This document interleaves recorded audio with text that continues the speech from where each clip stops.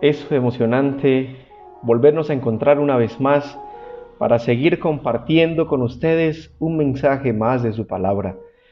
Qué emoción y qué alegría poder contar con la presencia de ustedes, disfrutar de cada una de las bendiciones que Dios nos ha regalado hasta aquí, de poder estudiar de manera especial su palabra y de poder sentarnos y compartir este espacio tan maravilloso.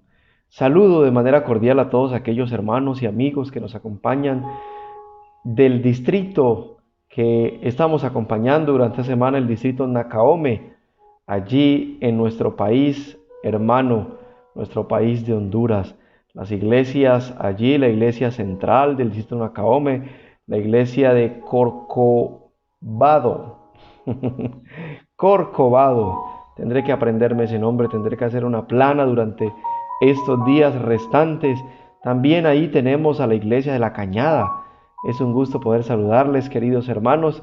También nos acompaña la iglesia de la Caridad, a los amigos y los hermanos de todas estas congregaciones. De igual manera, el grupo El Platero, que también hace presencia en esta linda semana, y desde ya rogamos a Dios que pueda bendecir sus vidas y acompañarles durante esta maravillosa semana.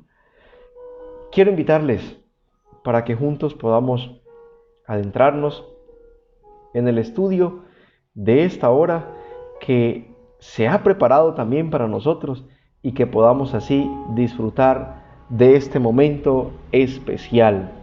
Nos alegra mucho, una vez más decimos, poder compartir este momento, poder disfrutar de la presencia de Dios después de que se ha llevado ya el servicio de canto. Hemos disfrutado de este momento de alabanza, de adoración a nuestro Dios y poder disfrutar entonces a continuación del estudio de la palabra de Dios. Sin más preámbulos, sin más saludos, me gustaría que oráramos al Señor en esta hora para que Él pueda darnos su bendición y dirección al momento de abrir su palabra. Quiero invitarles a inclinar sus cabezas y vamos a orar. Señor y Dios que estás en los cielos, queremos agradecerte, Señor, por la bendición que nos das de poder reunirnos una vez más para poder dedicar este espacio a estudiar tu palabra. Te rogamos, Señor, de que puedas abrir nuestra mente, nuestro entendimiento, nuestro corazón, y que así podamos recibir con agrado, Señor, un mensaje más, que nos prepare y nos enseñe la manera correcta que debemos estar listos, Señor, para alcanzar ese lindo regalo que es la salvación a través de Jesús. Gracias, Dios, porque tú nos escuchas y porque también sabemos que responde nuestras oraciones. En el dulce nombre de tu amado Hijo Jesús. Amén. Amén.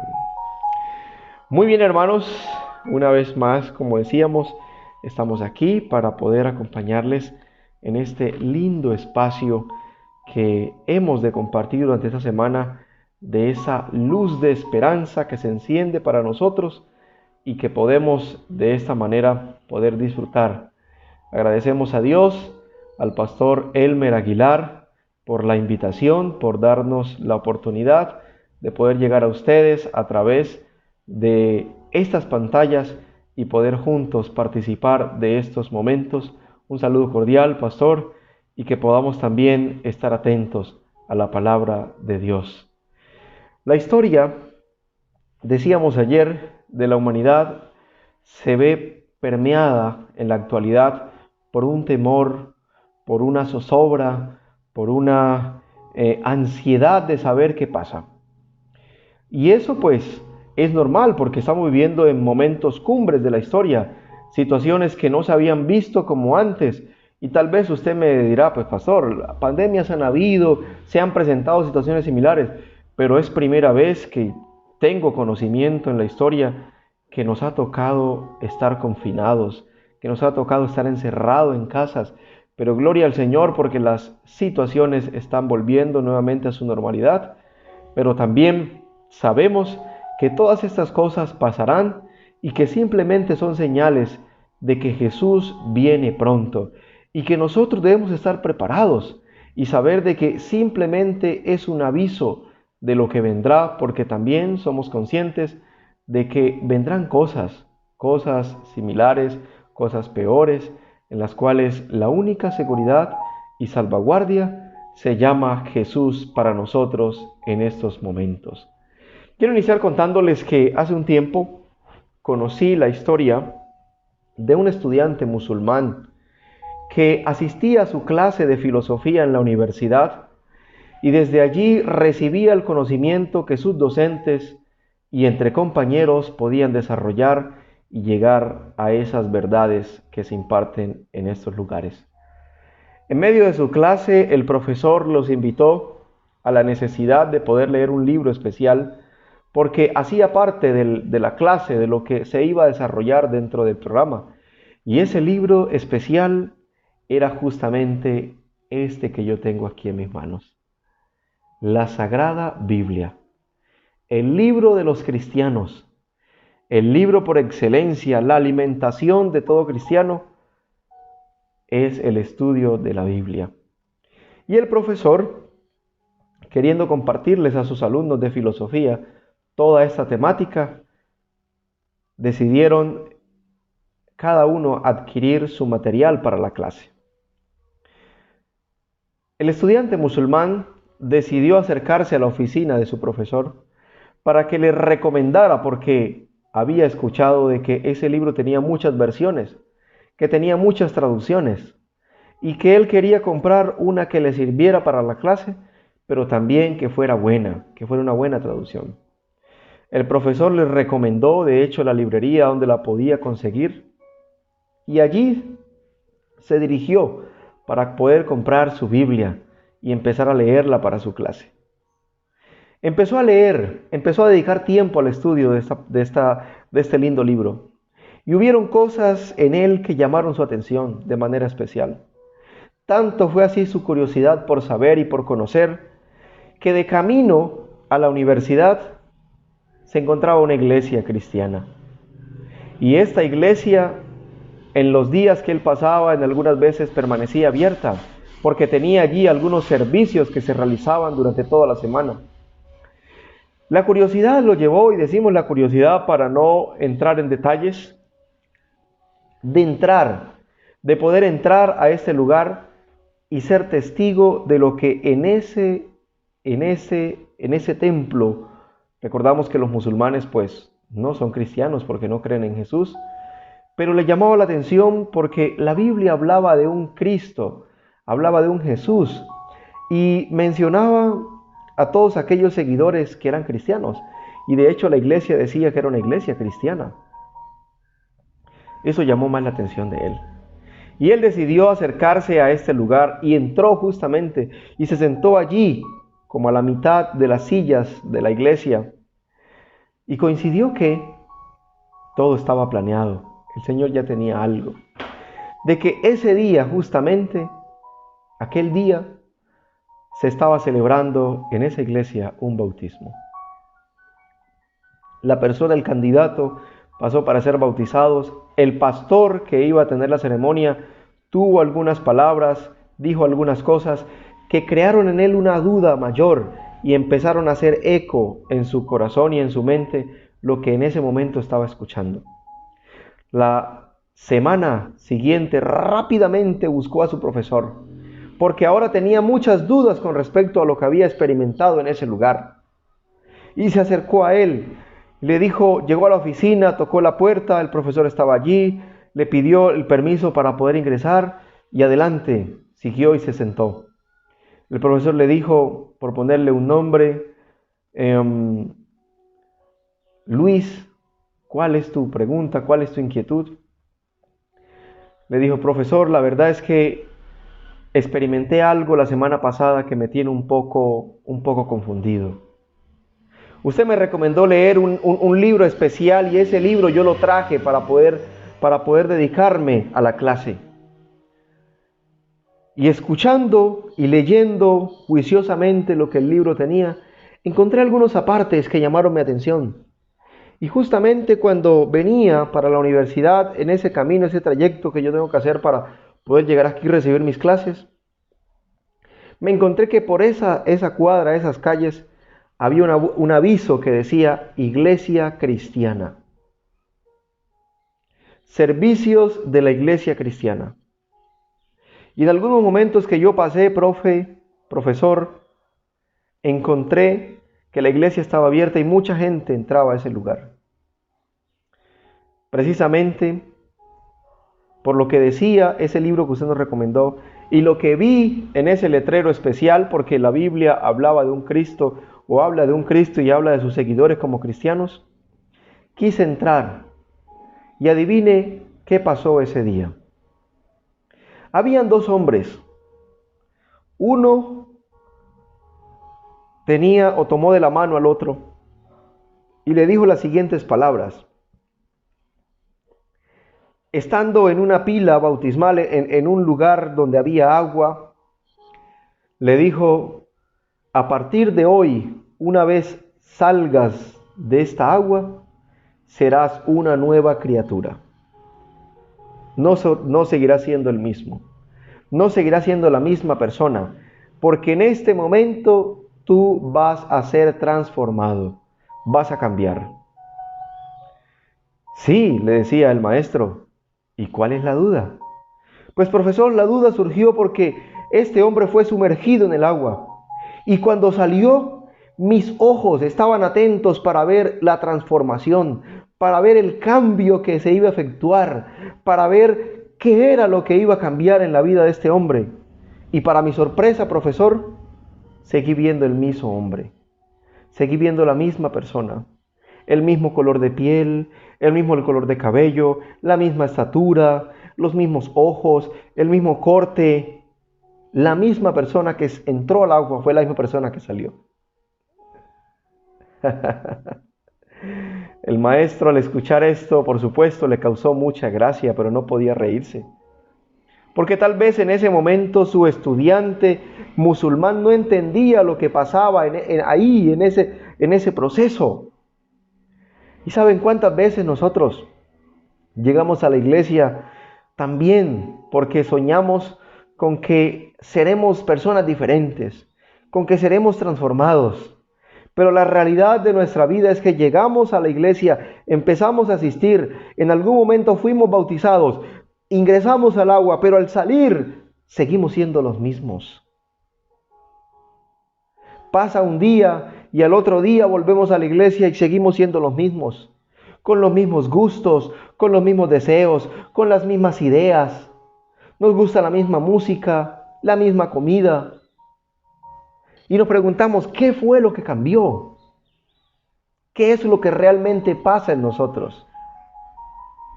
Bueno, hoy quiero que hablemos un poco de eso. Quiero que analicemos de manera especial este punto de lo que venimos a hablar. Y la Biblia es experta en dar respuesta a todas estas situaciones. Y quiero que se ubiquen conmigo allí en el Evangelio de Juan, capítulo 3. Recordemos que Juan es el cuarto evangelio o el cuarto libro de la Biblia.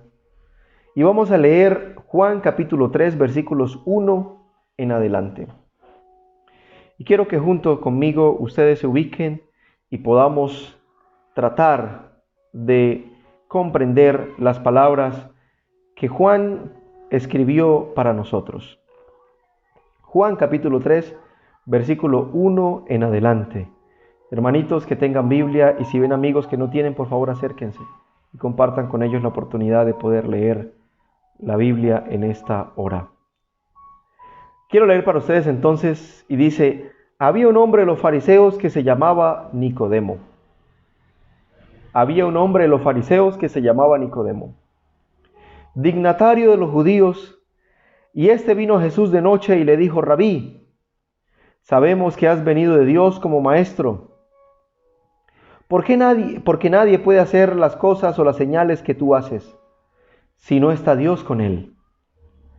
En ese momento dice el versículo 3 que Jesús le respondió diciendo, de cierto te digo, que el que no nace de nuevo, no puede ver el reino de Dios. Nacer de nuevo.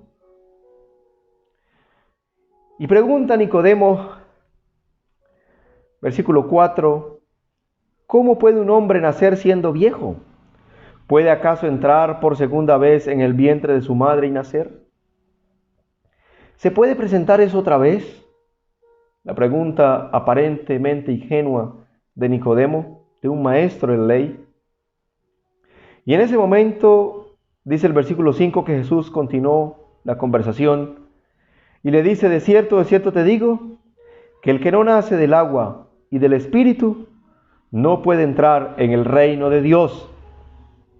Lo que nace de la carne, carne es, y lo que dice nace del Espíritu, Espíritu es. No te maravilles de que te digo: os es necesario nacer de nuevo, porque el viento sopla de donde quiere y oye su sonido, pero no sabes de dónde viene ni a dónde va. Así es todo aquel que nace del Espíritu.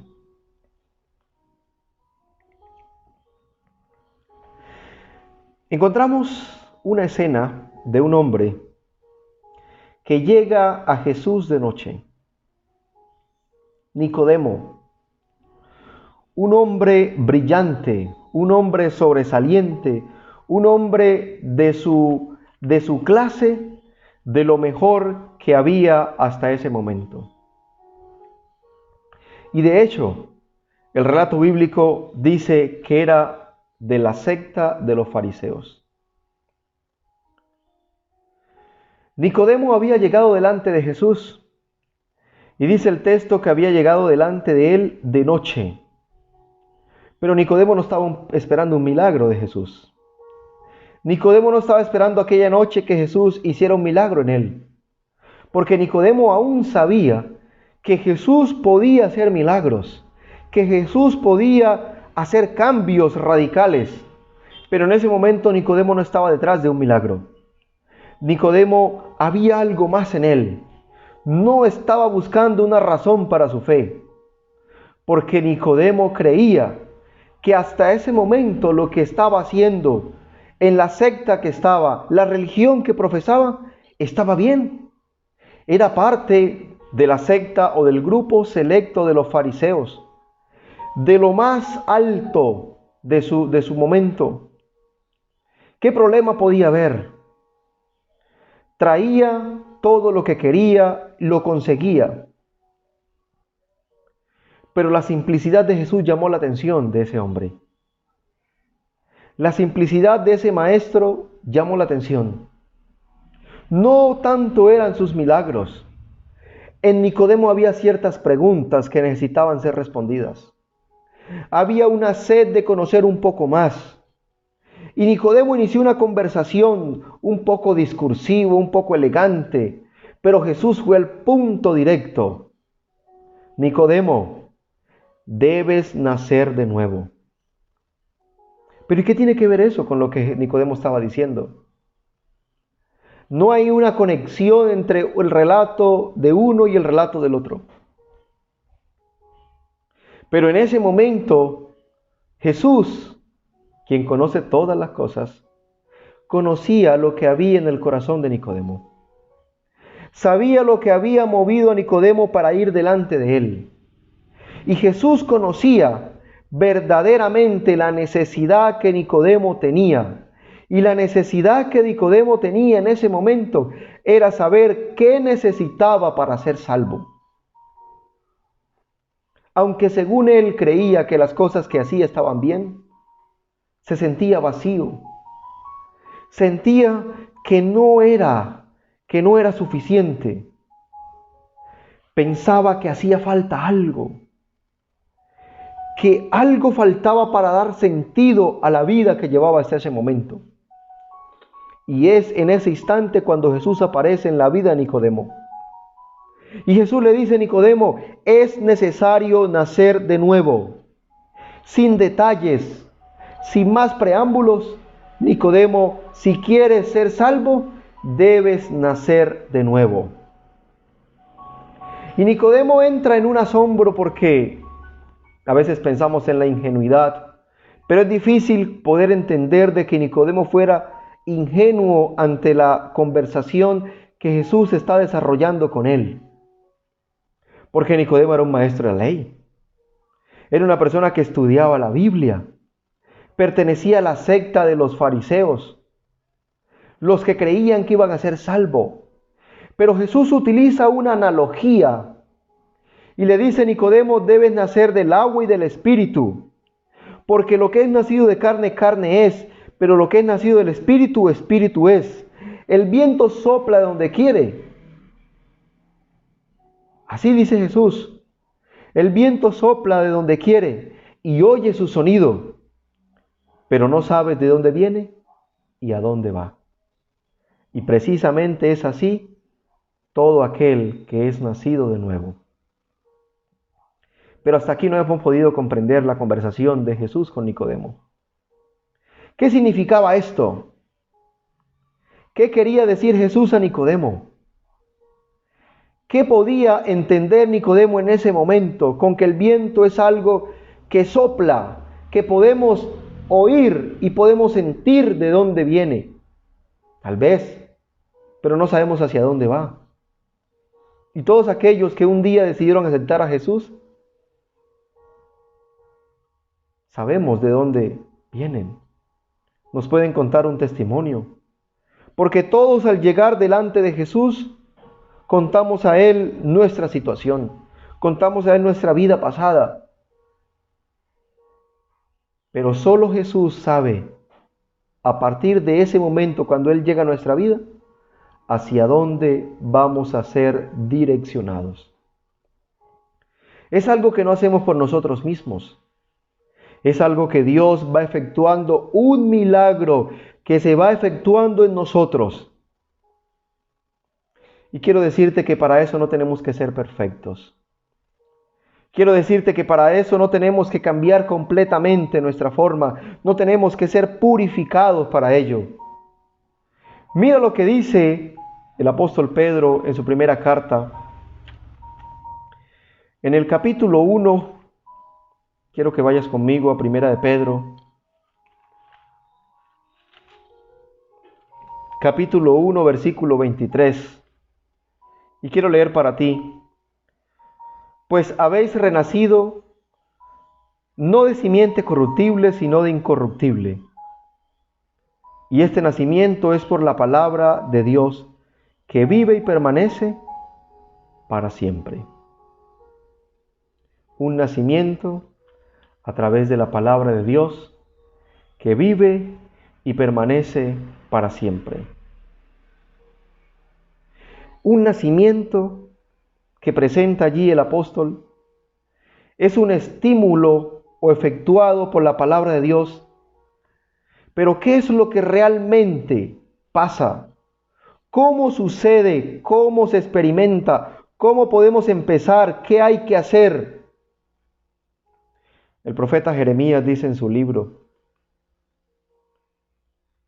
y vamos a mirar allí en Jeremías capítulo 13, versículo 23, hablando de ese proceso que empieza a efectuarse en nuestra vida. Jeremías capítulo 13, versículo 23. ¿Podrá cambiar el etíope su piel y el leopardo sus manchas? ¿Así también podéis vosotros hacer el bien estando habituados a hacer lo malo? Es una pregunta que tiene respuesta. Y es una respuesta que no necesitamos analizarla para responderla. Y efectivamente, por nosotros mismos, es difícil hacerlo. ¿Cómo podemos empezar? ¿Qué tenemos que hacer? Y este es un punto neurálgico, un punto de quiebre para la mayoría de religiones, para la mayoría de iglesias a nivel mundial. En esta pregunta, ¿qué tiene que hacer el hombre para ser salvo? Y algunos liberales se atreven a decir que no hay que hacer absolutamente nada, porque ya todo está hecho, que usted puede hacer y deshacer con su vida. Simplemente debe entender que Jesús lo va a salvar y por ese sacrificio en la cruz todos somos salvos y que usted no tiene que cambiar, que usted no tiene que hacer nada porque ya su salvación está segura. ¿Será que eso tendrá lógica? ¿Será que aquellos que siguen haciendo el mal y no dejan de hacerlo van a ser salvos? Aún así, aceptando a Jesús. ¿Será que las personas que toda su vida y todos los días hacen cosas malas, pero dicen que aman a Jesús, tendrá lógica? Por supuesto que no, amigo. Esto no tiene lógica. Pero entonces ahora viene otro extremo. Y es el extremo de que tenemos que hacer todo, que debemos obedecer, que debemos cumplir al pie de la letra, que debemos cumplir todas las ordenanzas y que a partir de ese momento no puede haber un solo error en nuestra vida, porque desde ahí en adelante somos diferentes. ¿Han visto ustedes un cristiano o una persona, independientemente de su fe, que no comete errores, que es perfecto? Todos cometemos errores, amigos. Todos cometemos errores, hermanos. Pero entonces la pregunta que tiene que hacerse cada uno de ustedes en esta hora es: ¿qué me toca hacer para salvarme? Desde un lado se nos dice: no hay que hacer nada. Sigue con tu vida común y corriente, que tú ya eres salvo. Pero por otro lado se nos dice entonces que debemos hacer todo y debemos cumplir todo al pie de la letra. ¿Cuál de los dos extremos tienen razón? Quiero decirte que ninguno de los dos tiene razón. Porque en este punto debe haber un equilibrio entre lo que yo creo y en respuesta a esa creencia, en respuesta a ese amor a Dios, debo ir haciendo o se debe ir efectuando en mi vida como consecuencia de mi proceso de transformación. ¿Cuál es mi lugar? ¿Cuál es el papel que desempeño? En cierta ocasión, un grupo de personas, tal vez así como nosotros hoy, se preguntó esa misma cuestión, se hizo la misma pregunta. ¿Qué tenemos que hacer para ser salvos? ¿Qué nos toca hacer para salvarnos? Y en el discurso de Pedro en el libro de los Hechos, quiero que se ubiquen conmigo, por favor. En el libro de los Hechos, en el capítulo 3, en el discurso de Pedro, encontramos ahí ese tremendo discurso que Pedro tuvo para la persona de su entonces, o las personas que su entonces estaban escuchándole. Y al acercarse y saber lo que estaba sucediendo en ese momento, el capítulo 2, creo que les dije el capítulo 3, pero es el 2. En ese momento, en ese primer discurso, dice el capítulo 2, el versículo 37. Al oír esto se compungieron de corazón y dijeron a Pedro y a los otros apóstoles: hermanos, ¿qué haremos? Y es la misma pregunta que ustedes y yo tenemos que hacernos hoy. ¿Qué tenemos que hacer para salvarnos? ¿Qué nos corresponde hacer? Y dice entonces el versículo 38 del capítulo 2 de Hechos, que Pedro les dijo: arrepiéntase o arrepentíos y bautícese cada uno en el nombre de Jesús para perdón de pecados y recibiréis el poder o el don del Espíritu Santo. ¿Qué debo hacer entonces? ¿Qué tiene que hacer el hombre? ¿Cuánto tengo que pagar? ¿Cuánto dura el tratamiento? ¿Cómo pasa? ¿Cuál es el mecanismo? Simplemente no hay una explicación lógica, amigos, porque es un milagro de Dios. Y los milagros de Dios no se tienen que entender, simplemente se aceptan. Los milagros del Señor no se tienen que explicar, los milagros de Dios se aceptan. Y el nuevo nacimiento es una experiencia y un milagro que Dios empieza a efectuar en nuestro corazón. De la manera interna, desde la parte interior hacia afuera, empieza a haber un cambio de transformación. Y hay una serie de pasos que van asegurando que ese proceso se vaya dando. Y el primero de ellos es el arrepentimiento. ¿Y qué significa el arrepentimiento? Arrepentimiento es cambiar de parecer. Arrepentimiento es reconocer mi falta. Arrepentimiento es saber que hacia el camino que voy es un mal camino. Y ese arrepentimiento me debe conducir a cambiar de dirección. Ese arrepentimiento me tiene que llevar a pensar que lo que he hecho hasta aquí estuvo mal. Y que lo siguiente después de arrepentirme es la confesión. La primera parte es arrepentirnos. Reconocer que he actuado mal. Y lo segundo es confesarle a Dios mis faltas. Una vez después de que yo me arrepiento y después de que yo confieso a Dios, dice que el que confiesa sus pecados, el que oculta los pecados no prosperará, pero el que los confiesa y se aparta, alcanzará misericordia. Después del arrepentimiento y la confesión, viene con ello el perdón de Dios. Ese perdón completo que no se va a acordar de lo que nosotros hicimos en el pasado. Y después de ello, viene entonces el proceso de la justificación. Y esa justificación solo la encontramos a través de la muerte de Jesús. Primero, yo reconozco mi falta. Segundo, le digo a Dios lo que he hecho. Tercero, Dios perdona mis pecados. Y cuarto, Dios me justifica a través de la muerte de Jesús. Y lo último que empieza a suceder en nosotros es la santificación. Y esa santificación la encontramos a través del estudio de la palabra de Dios. Empezamos a cambiar nuestro vocabulario, empezamos a cambiar nuestros gustos, empezamos a cambiar nuestra manera de ver las cosas, empezamos a cambiar nuestras creencias, porque en ese momento nos damos cuenta que Dios está empezando a hacer un proceso de transformación en mi vida. ¿Y cuánto tiempo demora esto? ¿1 año? ¿2 años? ¿6 meses? ¿1 semana? La verdad es que eso demora el tiempo que sea necesario, amigo y hermano. El proceso de transformación demora el tiempo que sea necesario.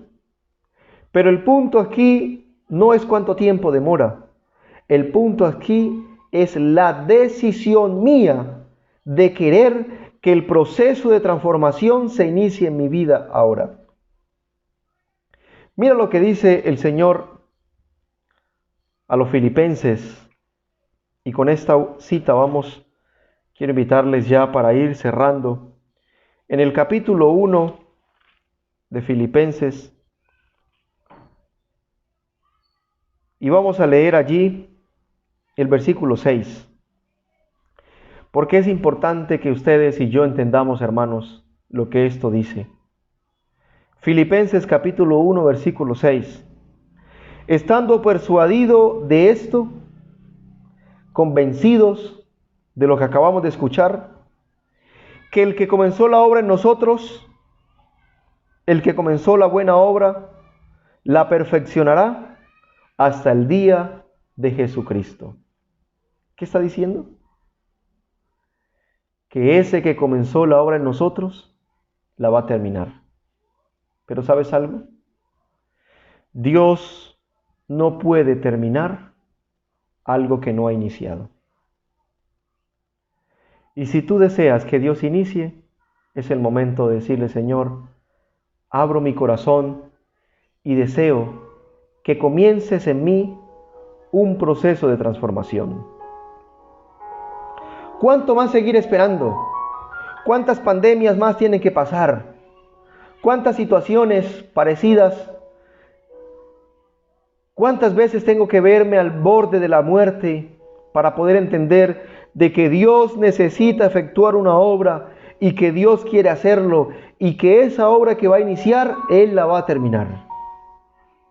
quiero preguntar en esta noche, ¿hay alguien, hay algún hermano, algún amigo, alguna visita que nos acompañe, que quiere levantarse y decirle al Señor en esta noche: Señor, quiero que inicies la buena obra en mí? Y si ya se lo has dicho, no importa, ponte de pie. Dile: quiero que culmines tu obra en mí. ¿Quién va a ser el primero que se levante y le dice al Señor: Señor, quiero que termines tu obra? Señor, quiero que lleves a un feliz término, esa obra que has de iniciar en mi vida. Si esa es la voluntad de ustedes, hermanos queridos, quisiera que ahí donde estamos inclinemos las cabezas y le pidamos al Señor que cumpla su propósito en nosotros. Vamos a inclinar las cabezas y vamos a orar. Querido Dios y Padre nuestro, queremos agradecerte, Señor, en esta hora de la noche, porque nos permites estudiar tu palabra y poder entender que quieres iniciar un proceso en nosotros y que ese proceso, Señor, lo vas a terminar, porque esa es tu promesa y nos aferramos a ella. Gracias por los amigos, por los hermanos que nos acompañan en las diferentes congregaciones. Quiero de manera especial orar por la congregación de allí, del grupo de hermanos del Platero, que también, Señor, ha abierto las puertas para que en esta semana podamos compartir con ellos palabra de Dios. Te rogamos, Señor, de que puedas tomar nuestros corazones y de manera especial el corazón de cada uno de los amigos que se han levantado reconociendo de que hay una obra que se debe culminar, y esa obra tiene que ver con el proceso de transformación. Querido Dios, queremos que sea una realidad, y es por ello que nos ponemos en tus manos, que tú puedas obrar maravillas y que a través de tu palabra, Señor, durante todas estas noches podamos ser desafiados a corregir nuestra vida conforme a tu palabra. Nos encomendamos en tus manos porque hemos orado y creído en los méritos que solo tenemos en Jesús. Amén. Amén.